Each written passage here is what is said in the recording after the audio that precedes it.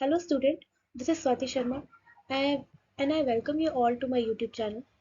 Today we will start our first chapter of class 9, that is matter in our surrounding. Okay, so first of all we have to know what is matter and then what is surrounding. Surrounding means what? हमारे आस पास का वातावरण, वो सारी चीजें वो सभी चीजें जो हमारे यूनिवर्स में हमारे आसपास के एरिया में एग्जिस्ट करती है, that is known as surrounding, whether it is pen pencil your anything whatever, है ना. Where is matter, matter is what, matter is anything that occupy space and have mass is called matter, है ना. Matter क्या होता है? कोई भी ऐसी चीज जो कुछ जगह घेरती हो जिसका मास हो, उसको मैटर कहते हैं. तो आइए इस चैप्टर में हम पढ़ते हैं कि हमारे आसपास किस किस तरीके के सब्सटेंस प्रेजेंट है ना, और वो किस तरीके से वर्क करते हैं. सबसे पहले हम टॉपिक्स देखते हैं, हमें कौन कौन से टॉपिक्स कवर करने हैं. तो first is what is matter, the states of matter, characteristics of matter, change in physical state, interconversion of states of matter, meltings and boiling point, latent heat, effect of change in temperature and pressure, sublimation, evaporation and its factor, and evaporation produce cooling. These are the topics which we have to cover in this chapter. Okay, so let's start with our first topic, that is what is matter. क्या है matter? तो देखिए, anything which occupy space, कोई भी चीज, कुछ भी जो कुछ जगह घेरे, एंड हैज मास, और उसका कुछ ना कुछ मास हो, that is called matter. Okay, so occupy space तो समझ में आ गया कि कुछ जगह घेरे, but mass, mass is what? Mass means weight क्या? नहीं, मास मीन्स वेट नहीं होता, है ना. Mass and weight both are the two different terms, है ना. So if you talking about the mass, तो mass is what? It does not depends upon the gravity, it can't be zero, it depends upon the number of particles only, है ना. आपके substance में जो particle present है, मास सिर्फ और सिर्फ उस पे डिपेंड करेगा, ना ही किसी ग्रेविटी पे. ठीक है. वेयर एज अगर हम बात करें वेट की, तो weight is depends upon the gravitational force and it can be zero, है ना. जैसे हम बात करते हैं अर्थ, तो अर्थ की अपनी ग्रेविटेशनल फोर्स है, तो यहाँ पर हमारा कुछ ना कुछ वेट होता है. लेकिन वहीं जब हम स्पेस में जाते हैं, तो स्पेस में हम फील करते हैं कि हमारा कोई वेट नहीं है. बिकॉज क्यों? वहाँ पर जैसे स्पेस एस्ट्रोनॉट जब वहाँ जाते हैं, तो आपने देखी हो फोटो, तो आप देख सकते हैं कि वो उड़ते हुए दिखाई देते हैं, है ना. उड़ते हुए क्यों दिखाई देते हैं? क्योंकि उनका वहाँ पर वेट जीरो हो जाता है, क्योंकि वहाँ पर ग्रेविटी नहीं है ना. लेकिन मास तो सेम है, जगह तो वो उतनी ही घेर रहे हैं जितनी वो यहाँ पर धरती पे घेर रहे हैं, तो इसीलिए मास एंड वेट में यही फर्क है. Okay, so second point is mass is made up of particles. Mass किससे बना होता है? पार्टिकल से मिलकर बना होता है. ठीक है. तो मास पार्टिकल से मिलकर बना होता है. देखिए, मास जैसे कि हमने यहाँ पर क्या पढ़ा, मास is made up of particle, वैसे यहाँ लिखा है matter is made up of particle, है ना. तो मैटर भी क्या है? पार्टिकल से मिलकर बने होते हैं. ओके, सो अब पढ़ते हैं हम स्टेट्स ऑफ मैटर, कि मैटर की स्टेट्स कौन सी है. वैसे तो स्टेट्स की बात करें, तो मैटर की 5 स्टेट्स हैं हमारे यूनिवर्स में.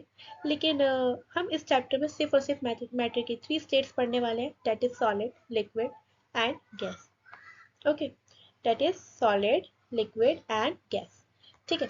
तो matter can be classified as solid, liquid and gas on the basis of interparticle forces and the arrangement of particle, है ना. पार्टिकल की अरेंजमेंट, पार्टिकल की फोर्स ऑफ अट्रैक्शन के बिहाफ पे हम मैटर को पढ़ पा रहे हैं कि मैटर क्या है, 3 पार्ट्स में एग्जिस्ट करता है, 3 फॉर्म में एग्जिस्ट करता है.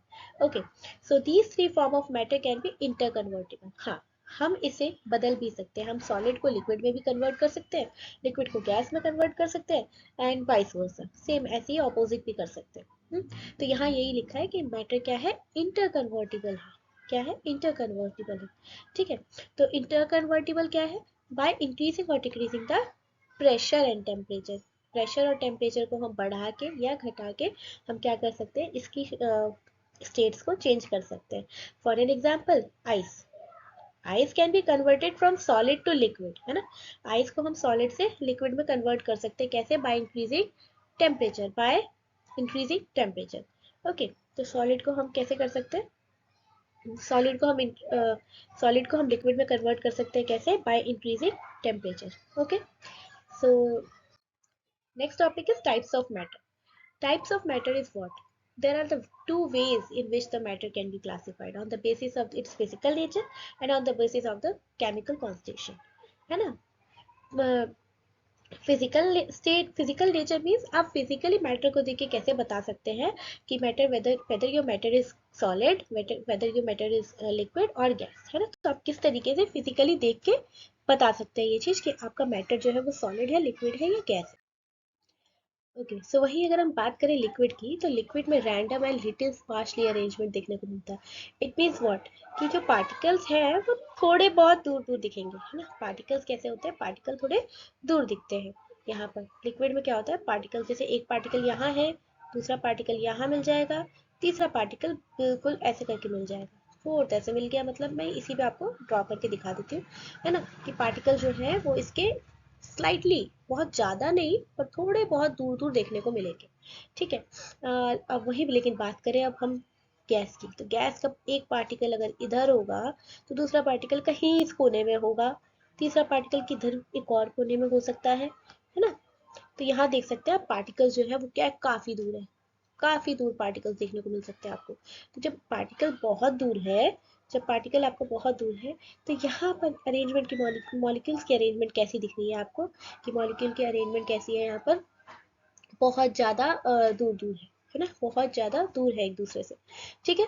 तो ये तो था अरेंजमेंट ऑफ मॉलिक्यूल्स। नाउ बात करते हैं फ्लूइडिटी। फ्लूइडिटी का मतलब क्या होता है, फ्लो, है ना, कि आपका आपका सॉलिड लिक्विड गैस कितना फ्लो करता है। तो अब मैं बात करूँ सॉलिड की, तो सॉलिड में तो पार्टिकल्स बहुत ही पास है, बहुत पास है, तो इनके पास स्पेस ही नहीं है। अब स्पेस ही नहीं है तो ये तो आपका फ्लो करेगा ही नहीं। तो इसलिए हम क्या कह सकते हैं कि फ्लूइडिटी के अकॉर्डिंग जो सॉलिड होता है, सॉलिड फ्लो नहीं करता। लेकिन बात करें लिक्विड की, तो लिक्विड जो होता है वो फ्लो करता है, जैसे पानी। पानी अगर आप नदियों में देखोगे तो वो फ्लो करता है ना, फ्लो करता है, ठीक है। लेकिन एक मतलब flow from higher to the lower level, पानी ऐसे ही फ्लो करता है, मतलब जो जहाँ पानी ज़्यादा होगा और एक साइड पानी कम है तो वो इस साइड से इस साइड जाने की कोशिश करेगा, मतलब इसके भी लेवल को नॉर्मल करने की कोशिश करेगा। लेकिन अगर हम गैस की बात करें तो फ्लो इन ऑल डायरेक्शन, मतलब गैस को कहीं भी छोड़ दो, वो पूरे डायरेक्शन में फ्लो करने वाली है ना। उसको मतलब फ्री, जहाँ से फ्रीडम मिल रही है, आज़ादी मिल रही है, वहाँ से चली जाएगी, ठीक है। तो ये तो बात हो गई हमारी फ्लूइडिटी की। देन बात करते हैं मूवमेंट। मूवमेंट की फिर से आ जाइए। As you know the particle of solid is don't have any space, है ना, doesn't have any space, then it means what, movement तो होगी ही नहीं ना। जब पार्टिकल एकदम बाउंड है तो ये एक साथ ऐसे बैठे रहते हैं और ये वाइब्रेट करते हैं, ऐसे वाइब्रेट कर सकते हैं, सिर्फ वाइब्रेशन से ज़्यादा कुछ नहीं कर सकते क्योंकि स्पेस ही नहीं है। तो इट मीन्स हम कह सकते हैं कि मूवमेंट क्या है इसकी, नेग्लेजिबल है। लेकिन बात करें लिक्विड की, तो डिपेंड्स ऑन द इंटरपार्टिकल अट्रैक्शन, है ना। पार्टिकल के अट्रैक्शन पे डिपेंड करता है क्या हमारा लिक्विड, लिक्विड जो है पार्टिकल के अट्रैक्शन पे डिपेंड करता है। क्योंकि पार्टिकल थोड़े थोड़े दूर है तो मूवमेंट देखने को मिल जाएगी, ऐसे ऐसे हल्के फुल्के मूव करते रहेंगे। लेकिन बात करिए गैस की, फ्री, कॉन्स्टेंटली एंड रैंडम, है ना। फ्री मूव करेंगे, कॉन्स्टेंटली मूव करते रहेंगे एंड रैंडमली मूव करते रहेंगे, कहीं भी मूव करेंगे क्योंकि आज़ाद है, ठीक है। तो ये तो हमारी बात हो गई किसकी, ये बात हो गई हमारी मूवमेंट की ना। नेक्स्ट बात करते हैं हम इंटरपार्टिकल स्पेस। इंटरपार्टिकल स्पेस फिर से वही है, पार्टिकल के अंदर स्पेस कम होता है, इसमें पार्टिकल का स्पेस अच्छा होता है लिक्विड के अंदर। और गैस की बात करें तो गैस के अंदर पार्टिकल का स्पेस बहुत ज़्यादा होता है, ठीक है। इंटरपार्टिकल अट्रैक्शन मैक्सिमम, इंटरपार्टिकल अट्रैक्शन की बात करें तो यहाँ मैक्सिमम अट्रैक्शन देखने को मिलता है, यहाँ मीडियम अट्रैक्शन देखने को मिलता है और यहाँ बहुत ही कम, क्योंकि पार्टिकल दूर दूर है, पार्टिकल के बीच में फोर्स ऑफ अट्रैक्शन है ही नहीं।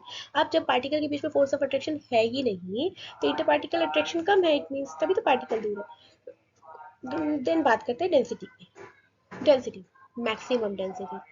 As you know number of particle is बहुत ज़्यादा, तो डेंसिटी और एब्सोल्युटली ना बहुत ज़्यादा, क्योंकि density is what, it's a mass upon volume. Density क्या होती है, मास अपॉन वॉल्यूम होती है। Mass means what, number of particles. तो if the number of particle is ज़्यादा तो मास इज ज़्यादा, mass is more, and if the mass is more then density is obviously more, है ना। तो हम बात करें सॉलिड की, तो सॉलिड में क्या है, डेंसिटी बहुत ज़्यादा होती है। लेकिन लिक्विड में बात करें तो पार्टिकल थोड़े से कम हो जाते हैं एज कम्पेयर टू सॉलिड, तो इस वजह से यहाँ पर डेंसिटी कम होती है। देन गैस की बात करूँ तो मिनिमम डेंसिटी। क्यों, क्योंकि पार्टिकल बहुत दूर है ना, बहुत दूर है तो इसलिए क्या है, डेंसिटी बहुत कम हो जाएगी, ठीक है। देन बात करते हैं रेट ऑफ डिफ्यूजन। डिफ्यूजन मतलब क्या, मिलना।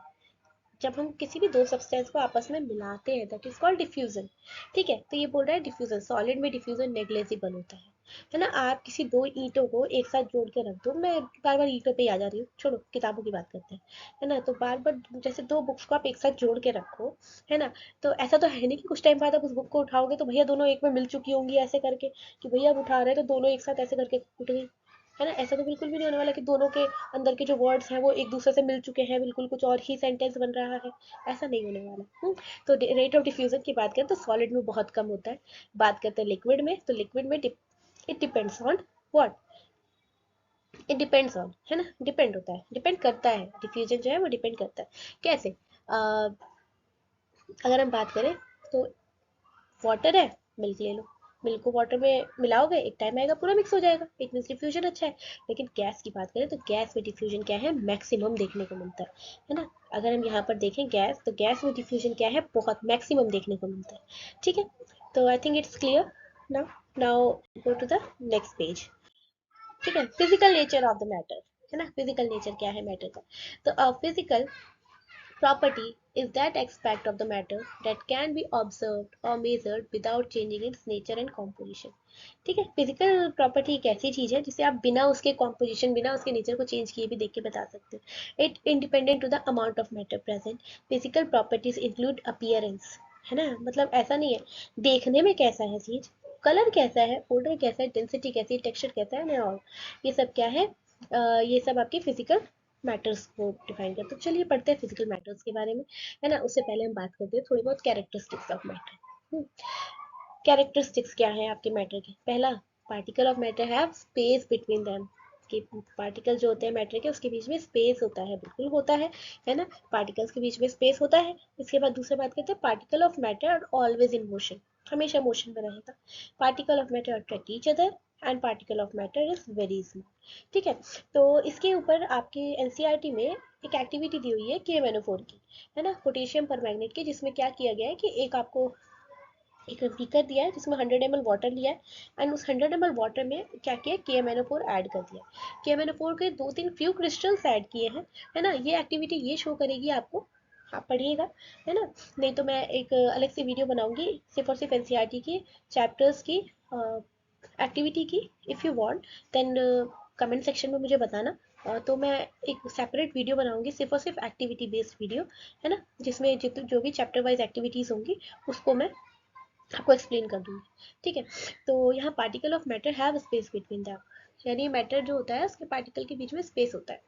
ठीक है, स्पेस होता है, इट मीन्स व्हाट, देखो इस एक्टिविटी को डिफाइन करने के लिए आप इस पॉइंट को डिफाइन करने के लिए आप उस एक्टिविटी को रेफर कर सकते हैं, है ना। एंड अगर आप चाहते हैं तो मैं इसके ऊपर सेपरेट वीडियो बना दूंगी।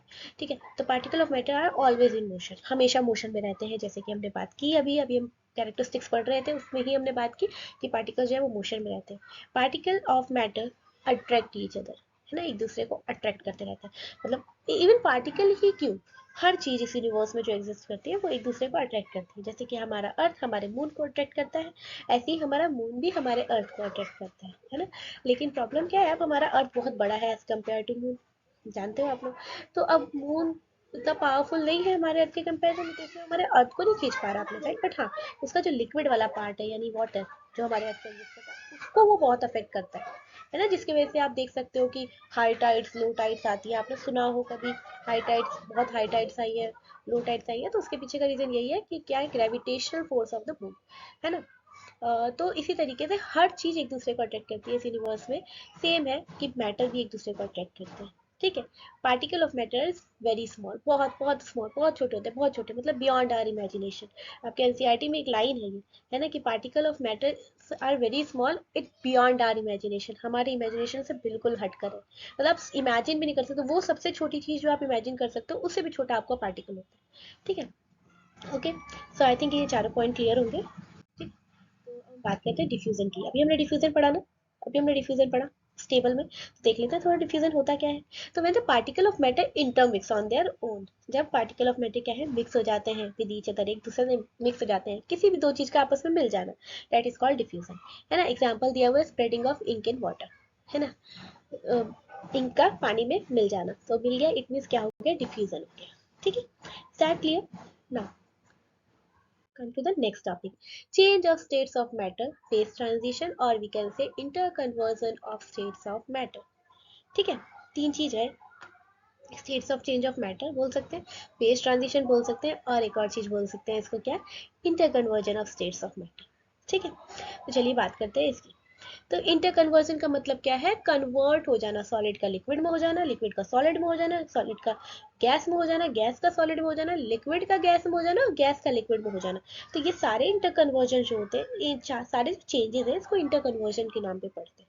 ठीक है, तो phenomena of change of the one state of matter to another, एक मैटर का दूसरे मैटर स्टेट में चेंज हो जाना, है ना, और देन उसके बाद बैक हो जाना, वापस से ओरिजिनल स्टेट में भी आ जाए, तो ये सब क्या है, इंटर कन्वर्जन है।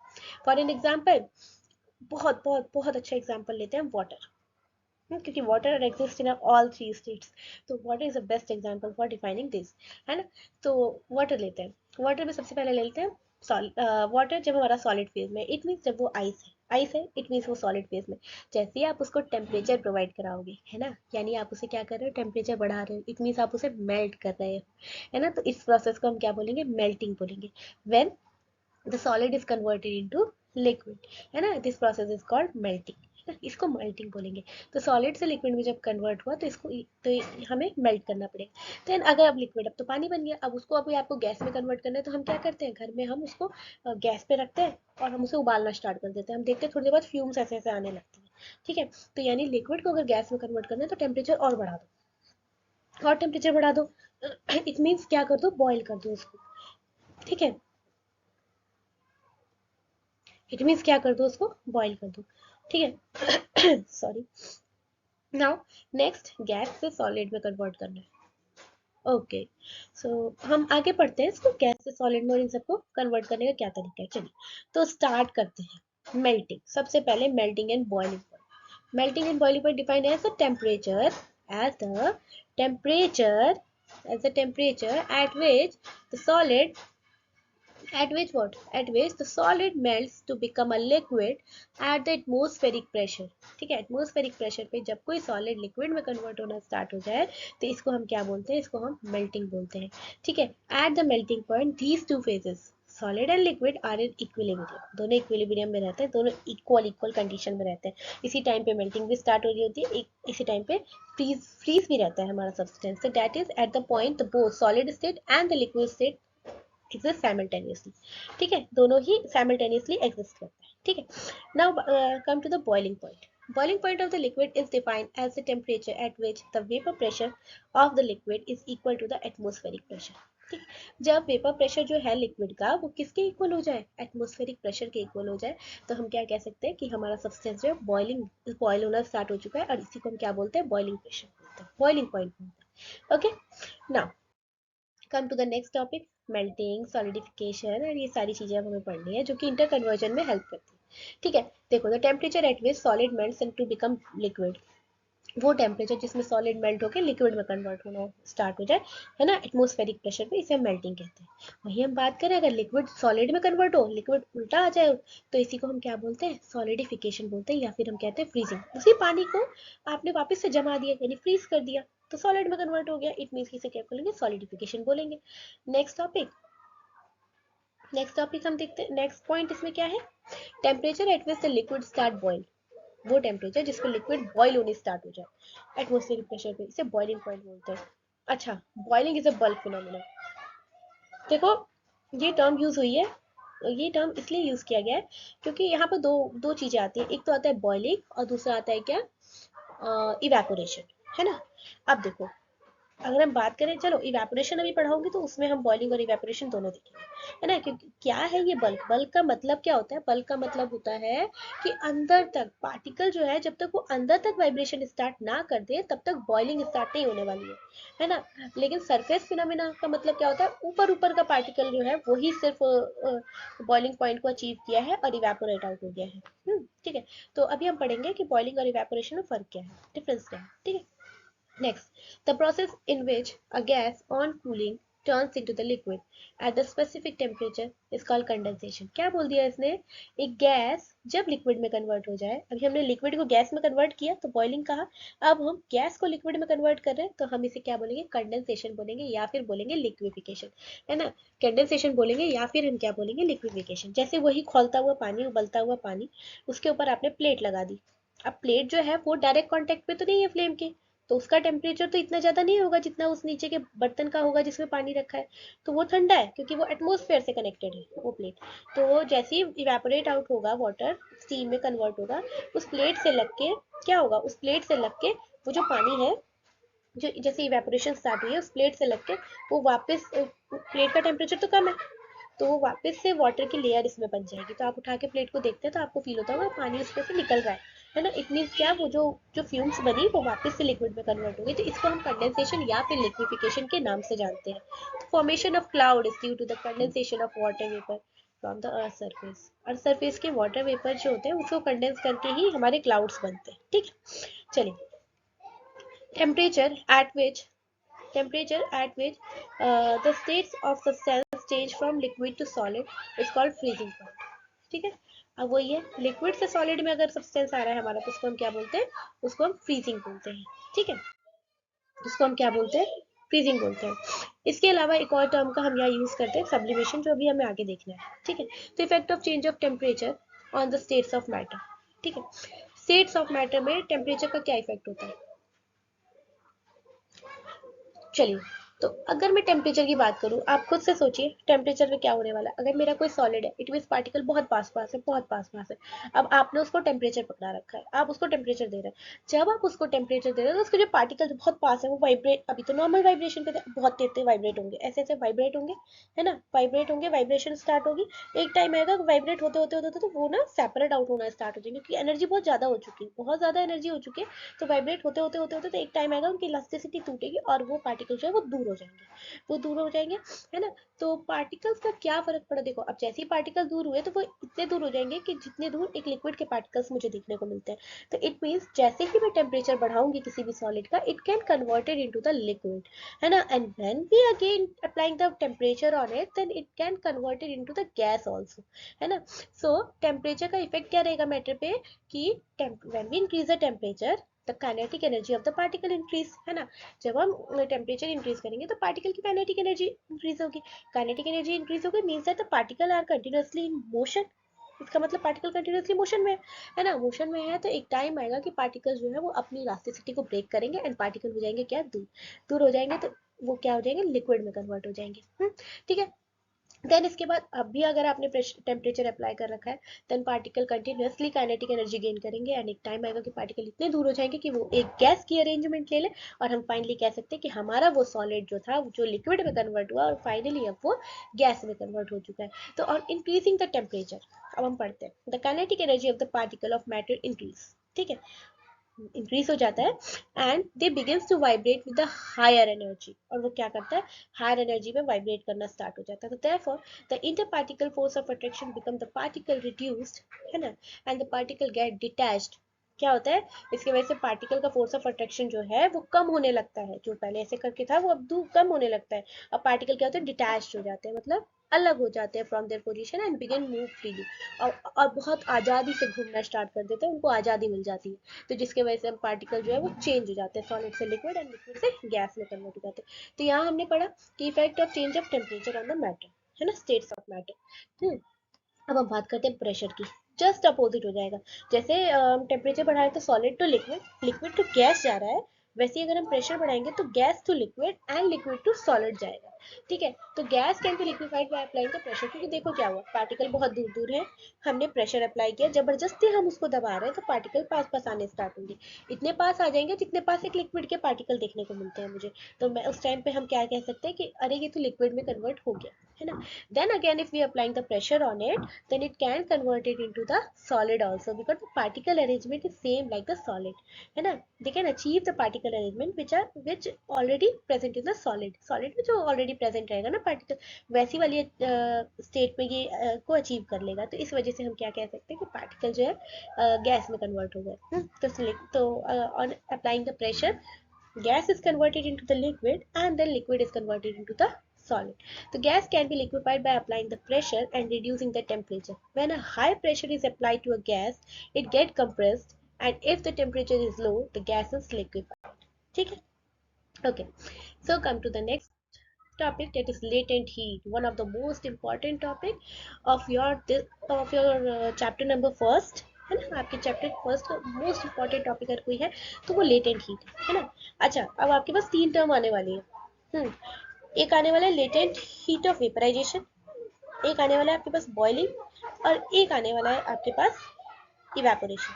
तीनों ही प्रोसेस में अगर आप देखें तो लिक्विड से गैस में कन्वर्जन देखने को मिलेगा. इवेपोरेशन भी क्या है? Conversion of liquid into gas. Boiling is also conversion of liquid into gas, and latent heat of vaporization is also the conversion of liquid into gas, है ना. So मुझे अब आप लोग कमेंट सेक्शन में ये आंसर दीजिए कि तीनों ही प्रोसेस में तो लिक्विड से गैस में कन्वर्जन हो रहा है, फिर हम इसको अलग अलग नामों से क्यों जान रहे हैं? क्यों हम एक को लेटेंट हीट ऑफ वेपराइजेशन के नाम से पढ़ रहे हैं, एक को बॉइलिंग के नाम से पढ़ रहे हैं, और एक को हम इवेपोरेशन के नाम से पढ़ रहे हैं? समझ ठीक है. तो आप लोग आई थिंक मेरा क्वेश्चन समझ गए होंगे. मैं एक बार फिर से आपको बताती हूँ. क्वेश्चन ये है कि चाहे हम बात करें लेटेंट हीट ऑफ वेपराइजेशन की, चाहे हम बात करें इवेपोरेशन की, या चाहे हम बात करें बॉइलिंग की, तीनों में ही लिक्विड टू गैस कन्वर्जन देखने को मिल रहा है. तीनों में ही क्या मिल रहा है? लिक्विड टू गैस कन्वर्जन देखने को मिल रहा है ना. फिर भी हम तीनों को अलग अलग नाम से क्यों पढ़ रहे हैं? हम तो एक ही नाम से पढ़ लेते. हमें तीन डिफरेंट नेम से क्यों जानना पड़ रहा है इनको? तो इसका आंसर आप लोग मुझे कमेंट सेक्शन में देंगे. ठीक है, चलिए. और फिर अगर आपको नहीं आता है तो भी आप मुझे बताइएगा, देन मैं फिर इसके ऊपर एक नेक्स्ट टॉपिक बनाऊंगी, नेक्स्ट वीडियो बनाऊंगी, जिसमें आपको मैं क्लियर करूंगी कि इन तीनों के बीच में क्या डिफरेंस है. ठीक है, ओके. सो लेटेंट हीट को हम एक और नाम से जानते हैं, that is called hidden heat, है ना. इसको हम हिडन यानी छुपी हुई हीट है ये. मतलब छुपी हुई हीट, पता है क्यों बोल रहे हैं इसको? देखो, आप किसी भी चीज को टेम्परेचर दोगे तो आप एक्सपेक्ट करोगे कि उसका टेम्परेचर बढ़ना चाहिए. समझ गए? जैसे कि मैंने आपको दिया कि ये बर्फ है, इसको आप गैस पे रख दो. अगर आप गैस पे रख दोगे तो आपके माइंड में ऑटोमेटिकली ये एक्सपेक्टेशन तो आ ही जाएगी, एक्सपेक्ट करोगे आप कि इसका टेम्परेचर तो बढ़ेगा ही बढ़ेगा, है ना. एटलीस्ट 0 से 1 2 3 डिग्री तक तो जाना चाहिए, है ना. टेम्परेचर दे रहे हो तो जाए, बढ़ेगा नहीं टेम्परेचर. लेकिन इस कंडीशन में क्या होता है? टेम्परेचर ही नहीं बढ़ता. ठीक है. लेटेंट, इसीलिए हम इसे क्या बोल रहे हैं? हिडन हीट बोल रहे हैं, क्योंकि हीट हम दे तो रहे हैं पर पता नहीं कहाँ छुप गई है वो हीट आके, इसीलिए उसे हिडन हीट के नाम से जान रहे हैं, लेटेंट हीट को, है ना. तो hidden heat which break the force of attraction between the molecule is known as the latent heat, है ना. वो छुपी हुई हीट जो कि सिर्फ और सिर्फ किस में काम है? इसको मार्क करो, मोस्ट इंपॉर्टेंट. किस चीज में काम है? जो कि सिर्फ और सिर्फ फोर्स ऑफ अट्रैक्शन को ब्रेक करने में काम आए. जो कि किस पे काम आए? फोर्स ऑफ अट्रैक्शन को ब्रेक करने के में काम आए, है ना. इसी को हम क्या बोलेंगे? लेटेंट हीट बोलेंगे, है ना. Since the heat energy is hidden in the bulk of the matter. क्यों? क्योंकि ये जो एनर्जी होती है ये छुप जाती है मैटर के अंदर जाके, है ना. जो मैटर की गहराइयों में जाके छुप जाती है, इसीलिए इसको लेटेंट हीट कहा जाता है, यानी छुपी हुई हीट कहा जाता है. ठीक है.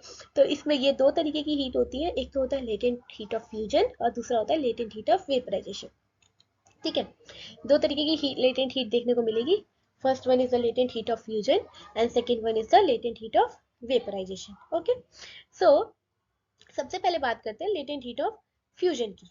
सबसे पहले बात करते हैं किसकी? लेटेंट हीट ऑफ फ्यूजन की. तो लेटेंट हीट ऑफ फ्यूजन की बात करें तो यहाँ देखो क्या होता है, यहाँ सॉलिड से लिक्विड में कन्वर्जन होता है ना. सिंपल सिंपल सॉलिड से लिक्विड में कन्वर्जन होता है. यहाँ फिर एक और क्वेश्चन अराइज हुआ कि मेल्टिंग में भी तो सॉलिड से लिक्विड में कन्वर्जन होता है ना. तो यहाँ यहाँ कुछ नया क्या हो गया ना, यहाँ ऐसा क्या नया हो गया जब मेल्टिंग में भी यही होता है? तो देखो क्या बोल रहे हैं यहाँ. Heat energy required to convert 1 kilogram of solid into the liquid, है ना. 1 kilogram of solid into the liquid at atmospheric pressure. Atmospheric pressure पे अगर कोई solid liquid में convert हो, है ना, and its melting point is known as the latent heat of fusion. ठीक है, इसी को हम क्या बोलेंगे? लेटेंट हीट ऑफ फ्यूजन, है ना. जब कोई हीट एनर्जी मतलब 1 किलो सॉलिड को लिक्विड में कन्वर्ट कर दे तो उसे हम लेटेंट हीट ऑफ फ्यूजन बोलेंगे. अच्छा, एक चीज और मार्क कर लीजिएगा इसमें, वो ये कि विदाउट इंक्रीजिंग द टेम्परेचर. यहाँ टेम्परेचर को इंक्रीज नहीं, यहाँ टेम्परेचर इंक्रीज नहीं हो सकता विदाउट इंक्रीजिंग द टेम्परेचर. यहाँ एक मार्क कीजिए, विदाउट इंक्रीजिंग द टेम्परेचर मतलब बिना टेम्परेचर बढ़ाए, है ना. जब कोई सॉलिड जब कोई 1 kg ऑफ सॉलिड लिक्विड में कन्वर्ट हो जाए एट द एटमॉस्फेरिक प्रेशर, इसी को हम लेटेंट हीट ऑफ फ्यूजन बोलते हैं। यानी 0 डिग्री पे ही आपका जो आइस था और वो मेल्ट भी हुआ तो भी वो 0 डिग्री पे ही रहा, that is called latent heat of fusion, that is called. Okay, so latent heat of fusion पढ़ने के बाद एक ग्राफ देख लेते हैं हम, उसके बाद से फिर लेटेंट हीट ऑफ वेपराइजेशन पे आएंगे। ठीक है, तो हम ये ग्राफ देखते हैं। इस ग्राफ में देखिए, इस साइड टेम्परेचर दिख रहा है और इस साइड हीट एनर्जी दिख रही है, हीट एनर्जी। ठीक है, क्या दिख रहा है? Heat energy. इसमें आप क्या देख सकते हैं? 0 degree date is melting point and 100 degree date is boiling point. ठीक है, एक सॉलिड फेज में ये दिख रहा है आपको, सॉलिड फेज में आइस पड़ी, आइस है हमारे पास, है ना, 0 डिग्री से नीचे से ही रहती है और 0 डिग्री तक रहती है। तो जैसे ही हमने इसको टेम्परेचर प्रोवाइड कराना स्टार्ट किया at the 0 degree Celsius, I start melting. क्या लिखा है यहाँ पर? मेल्टिंग। और ये पॉइंट, जहां पर ये जो पॉइंट येलो कलर वाला पॉइंट दिख रहा है जिसमें मेरा पॉइंटर रखा हुआ है रेड वाला, है ना, ये वो पॉइंट है जिस टाइम पे आइस जो है वो लिक्विड में कन्वर्ट हो गया है, लिक्विड में कन्वर्ट होना स्टार्ट हो चुका है, लेकिन टेम्परेचर क्या है? अभी भी 0 है।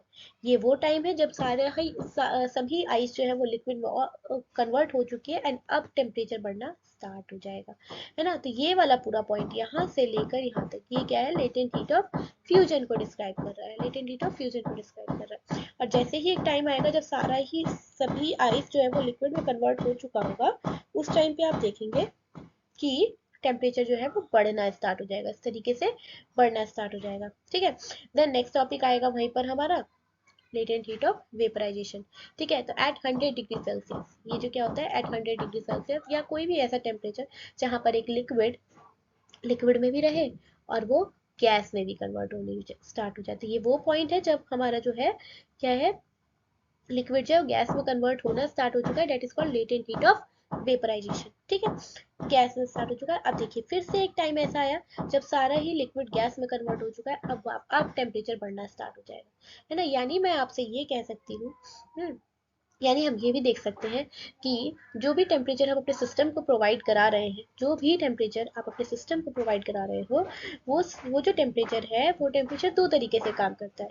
फर्स्ट, फोर्स ऑफ अट्रैक्शन को ब्रेक करने के लिए, एंड सेकेंड टेम्परेचर बढ़ाने के लिए, बिल्कुल, है ना। तो यहाँ पे गैस फेज में फाइनली कन्वर्ट होना स्टार्ट हो चुका है। देखिए, तो यहाँ पर फॉर्मूला दिया है, that is L equals to Q upon M, L is equals to Q upon M. ठीक है, देन इसके बाद हम आते हैं लेटेंट हीट ऑफ वेपराइजेशन, जो कि मैंने वही एक्सप्लेन कर दिया, तो आई थिंक मुझे यहाँ सिर्फ डेफिनेशन बतानी है, थोड़ी बहुत हो जाएगा। The heat energy required to convert 1 kilogram of the liquid into the gas at atmospheric pressure and at its boiling point is called latent heat of vaporisation. ठीक है, तो देखिए, सॉलिड से लिक्विड में कन्वर्ट हुआ लेटेंट हीट ऑफ फ्यूजन में, है ना, और लिक्विड टू गैस कन्वर्ट हुआ लेटेंट हीट ऑफ कंडेंसेशन या vaporisation, latent heat of vaporisation. Okay, now next topic, evaporation, most important topic, again most important topic. Okay, so evaporation is what? Evaporation क्या है? The process of conversion of substance from the solid state to the gaseous state at any temperature below its boiling point. Boiling point से नीचे किसी भी temperature पे अगर आपका liquid gas में कन्वर्ट होना स्टार्ट हो चुका है तो दैट इज कॉल्ड इवेपोरेशन। ठीक है, that is called what? Evaporation. ठीक, तो इवेपोरेशन क्या है? एक सरफेस फिनोमेना है। क्या है ये? It's a surface phenomena. Evaporation एक ऐसा कन्वर्जन है सब्सटेंस का जिसमें लिक्विड से गैस में कन्वर्जन देखने को मिलेगा बॉइलिंग पॉइंट से नीचे, लेकिन बॉइलिंग पॉइंट से नीचे मतलब अभी आपका सब्सटेंस 100 डिग्री को रीच भी नहीं किया है, आपका वाटर उससे पहले ही बॉइलिंग, उससे पहले ही वो गैस में कन्वर्ट होना स्टार्ट हो चुका है। तो इट मीन्स वो क्या है? इवेपोरेशन है, या फिर हम उसे एक और टर्म बोलते हैं वेपराइजेशन, या फिर उसे हम एक और नाम से जानते हैं, दैट इज कॉल्ड वेपराइजेशन। ठीक है, so evaporation is a surface phenomena. क्या है ये? It's a surface phenomena. ठीक है, सरफेस फिनोमेना है ये, क्योंकि ये क्या होता है, जैसे ये हमारा लिक्विड है तो ये लिक्विड के सरफेस को हीट करता है, और जैसे ही इसका टेम्परेचर ऊपर सरफेस का टेम्परेचर रीच होता है वैसे ही वो सारा गैस में कन्वर्ट होकर ऊपर चला जाता है, फिर नीचे से जो कोल्ड वाटर है वो ऊपर आता है, देन अगेन एब्जॉर्प्शन स्टार्ट होता है, एड्सॉर्प्शन स्टार्ट होता है, एंड देन उसके बाद से फिर से वो बाहर चला जाता है। ठीक है, तो अब बात करते हैं फैक्टर्स अफेक्टिंग इवेपोरेशन। कौन कौन से ऐसे फैक्टर्स हैं जो इवेपोरेशन को अफेक्ट करते हैं? कौन कौन से ऐसे फैक्टर्स हैं जो इवेपोरेशन को अफेक्ट करते हैं? सबसे पहला, अगर हम बात करें temperature, the rate of evaporation increase with increase in temperature. जितना ज़्यादा आप टेम्परेचर बढ़ाओगे उतनी ही ज़्यादा काइनेटिक एनर्जी बढ़ेगी पार्टिकल की, और जितनी ज़्यादा पार्टिकल की काइनेटिक एनर्जी बढ़ेगी, पार्टिकल जो है वो उतना ही ज़्यादा क्या होगा, पार्टिकल उतना ही ज़्यादा क्या होगा, क्या होगा, पार्टिकल वाइब्रेट होगा, वाइब्रेट होगा। तो उतनी ही तेजी से पार्टिकल दूर जाएंगे और क्या होगा, हमारा जो सब्सटेंस है वो लिक्विड से गैस में कन्वर्ट होना स्टार्ट हो जाएगा। ठीक है, तो temperature is directly proportional to the evaporation. Okay, next, surface area. The rate of evaporation increase with increases surface area. ठीक है, जितना ज्यादा दूर में पानी फैलाओगे उतना ही ज्यादा इवेपोरेशन फास्ट होगी। सरफेस एरिया मतलब एरिया आपका।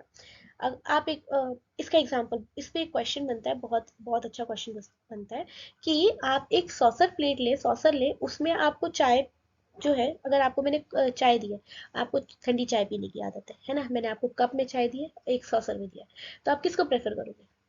ऑब्वियसली आप सॉसर को प्रेफर करोगे, क्योंकि सॉसर क्या है, सरफेस एरिया ज़्यादा है, ज़्यादा है तो आप उसमें चाय जैसे ही डालोगे वो उसको एरिया ज़्यादा मिल गया तो इवेपोरेशन रेट फास्ट हो जाएगी, इवेपोरेशन रेट फास्ट हो जाएगी तो आपकी वो चाय जल्दी ठंडी होगी। लेकिन वही बात करें कप में, तो कप में इतनी आसानी से चाय ठंडी नहीं होने वाली है ना।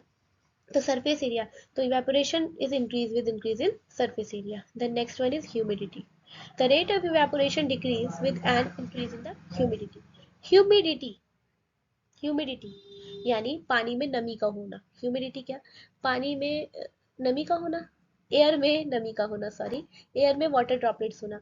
तो एयर जिसमें पार्टिकल के बीच में काफी अच्छा गैप है, अगर उसके अंदर वाटर के मॉलिक्यूल ड्रॉपलेट्स जो है वो है, ठीक है, तो ऑलरेडी ऑक्यूपाइड है स्पेस, तो अब जो इवेपोरेशन के थ्रू जो वाटर के ड्रॉपलेट जा रहे हैं वो कहाँ रहेंगे, तो इट मीन्स क्या होगा, वो वापस इवेपोरेशन रेट क्या होगी, कम हो जाएगी, है ना। तो ह्यूमिडिटी में क्या होता है, ह्यूमिडिटी में द रेट ऑफ इवेपोरेशन क्या है, rate of evaporation rate decrease हो जाती है क्योंकि ह्यूमिडिटी ज़्यादा है।